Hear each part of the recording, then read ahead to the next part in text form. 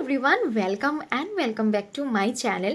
তো festive season চলছে, আর festive সিজনে যদি আমাদের ফেসে একগাদা পিম্পলস হয়ে পড়ে, এর থেকে বেশি কষ্টকর আমার মনে হয় না যে কোনো মেয়ের জন্য আরও বেশি কিছু থাকতে পারে। আর আমরা সবাই বলি যে মেকআপের জন্য মুখে পিম্পলস হয়, বাট সেটা একদমই সত্যি না। পিম্পলস শুধুমাত্র মেকআপ করার জন্য হয়, একদমই না। কারণ মেকআপটা আমরা সবাই কম বেশি পরিমাণে করি, কিন্তু সেটার জন্য যে আমার ফেসে দেখো, আমি কিন্তু মেকআপ অনেক করি কিন্তু আমার ফেসে একটাও পিম্পলস নেই। কারণ তার রিজন হয়েছে আমি কিছু স্টেপ ফলো করি, সেগুলো আমি তোমাদের সাথে একদম একদিন বসে তোমাদের সাথে শেয়ার করবো যে কী কী স্টেপ আমি ফলো করি, যেটার জন্য আমার ফেসে কিন্তু একটাও পিম্পল নেই। তো কী কী রিজন রয়েছে, আর সবথেকে বড় রিজন হচ্ছে আমরা যে মেকআপ করি, যে ব্রাশগুলো বা বিউটি ব্লেন্ডার, সেগুলোকে আমরা রেগুলারলি ক্লিন করি না, আর সেটার জন্য সবথেকে বেশি আমাদের ফেসে পিম্পল হয়। কারণ আমি তোমাদের সাথে দেখাই যে আমার মেকআপের ব্রাশের অবস্থা দেখো, মানে এইগুলো যদি আবার আমি আমার ফেসে অ্যাপ্লাই করি, আমার সাথে সাথে কিন্তু পিম্পলস হয়ে যাবে। আর সেটা তোমাদের ক্ষেত্রেও অ্যাপ্লাই হয়।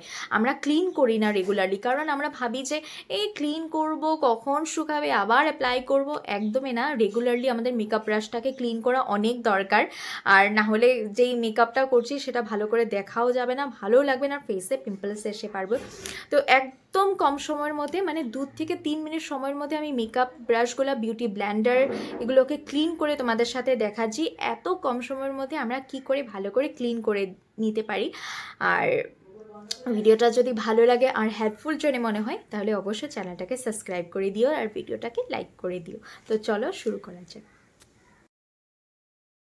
ছোট্ট বাকেটের মধ্যে নিয়ে নিয়েছি আমি একটু হালকা গরম জল, যেখানে আমরা ইজিলি নিজের হাতকে ডুবোতে পারবো। বেশি গরম জল যদি নিই, ব্রাশের কোয়ালিটি খারাপ হয়ে যেতে পারে। তারপর সেখানে আমি ইউজ করব বাড়িতে থাকা যে কোনো ধরনের শ্যাম্পু। তোমরা চাইলে বডি ওয়াশ বা ফেস ওয়াশ ইউজ করতে পারো, বাট আমি খুব ইজি পদ্ধতিতেই ব্রাশগুলো ওয়াশ করব, তাই বাড়িতে থাকা যে কোনো শ্যাম্পু ইউজ করে নিতে পারো। আমি কিন্তু অনেকের ভিডিওতে দেখেছি যারা নুন বা বেকিং সোডা দেয়, প্লিজ তোমরা ইউজ করো না। তোমাদের যদি ইউজ করো নুন বা বেকিং সোডা, ব্রাশের কোয়ালিটি খারাপ হয়ে যেতে পারে। তাই তোমরা অবশ্যই এই জিনিসগুলো একদম অ্যাভয়েড করে দিও। ব্রাশের কোয়ালিটি অনেক দিন ভালো থাকবে। খুব সহজ পদ্ধতিতে যদি আমরা ক্লিন করি, ইজিলি পরিষ্কারও হয়ে যায় আর কোনো প্রবলেমও হয় না। তারপর ভালো করে ডিপ করে করে আমি পরিষ্কার করে নেব। তারপর একটু হালকা ঠান্ডা জল নিয়ে নিয়েছি, মানে রুম টেম্পারেচার জল। তো সেখানে আমি ব্রাশগুলোকে দিয়ে দিলাম আর সেখানেই আমি পরিষ্কার করে নেব। দেখো কত নোংরা বেরিয়েছে, এগুলো কিন্তু নিজের ফেসে যেত আর হাজার রকমের পিম্পলস হতো। তো দেখো একদম ইজিলি আমি কিন্তু এখানে পরিষ্কার করে নিয়েছি। ভালো করে একদম আমি জলগুলোকে, এক্সেস যে নোংরা জলগুলো রয়েছে সেগুলো টিপে টিপে বা চিপে বা স্কোয়েজ করে বলেও আমি কিন্তু পরিষ্কার করে নেব।